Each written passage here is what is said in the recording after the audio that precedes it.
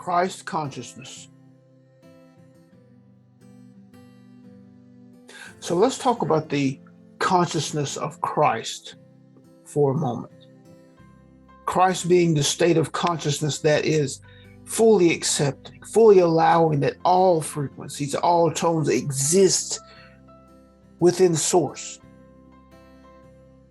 Christ consciousness, meaning the presence, the fullness of source being fully, freely expressed, absent any resistance, absent any conflicting ideas born of the surface. What we're talking about is a state of being. We're not talking about a specific individual. You must understand that any state of being that a human being can accomplish, any human being can accomplish. There are no favorites. There are no gifts when it comes to state of being. No one is special when it comes to states of being achieved. The state of being that allows high financial experience is merely a state of being. State of being that allows for beautiful relationship experience is merely a state of being. The state of being that allows for high level of health is merely a state of being. These are not gifted potentials. These are not gifted experiences. They are merely states of being. So when you talk about the Christ consciousness, and so much weight is given to that state of being, and so much fervor is given to that state of being as a out of reach possibility. This is not true.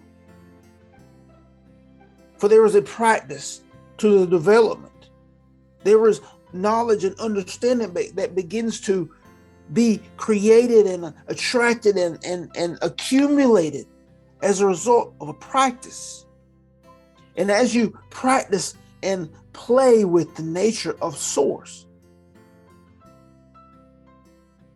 you too can grow into that state of consciousness. The Christ consciousness that was grown into by the individual was the result of a practice. The state of consciousness that the individual known as the Buddha grew into was the result of a practice. All of your teachers and leaders who have reached a state of enlightenment, it came as a result of a practice. Yes, some had a traumatic experience that set them on the path. Some had a traumatic experience where that was a part of their plan to be and do certain things in their area of spiritual development, in the area of spiritual development. But there still was some sort of practice. A practice is required because of the mind that is programmed by humanity. The mind that has to be reprogrammed.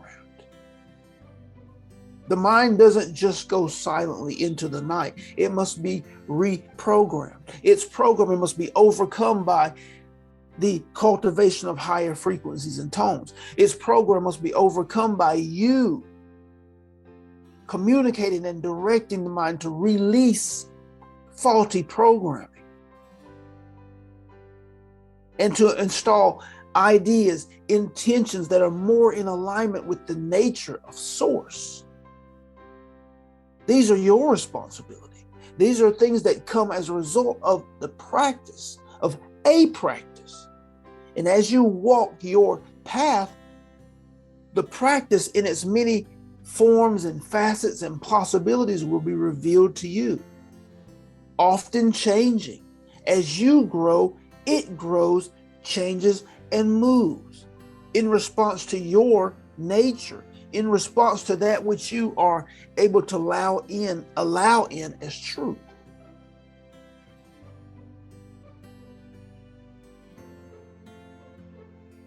The Christ consciousness begins to appear over and over again as each of you begin to practice and play with understanding your true nature and how to allow your true nature to be fully, freely expressed. What you will find is that the truth of your inner being is very similar, is harmonized and aligned with that which you call the consciousness of source. You must trust that it is so. You must know that it is so, understanding that the truth of it will be made obvious through your experience. We are thankful and grateful for the opportunity to share. We are thankful for the vessel. We are thankful for each of you who are offering fertile ground for these transmissions. We are here for you from our now non-physical perspective, offering that which we know to be true, that which we know to be impacting, exploding and expanding of your possibility and potentiality as you walk in your third dimensional reality. We honor you, we celebrate you, and we love you. We love you, we love you. Thank you.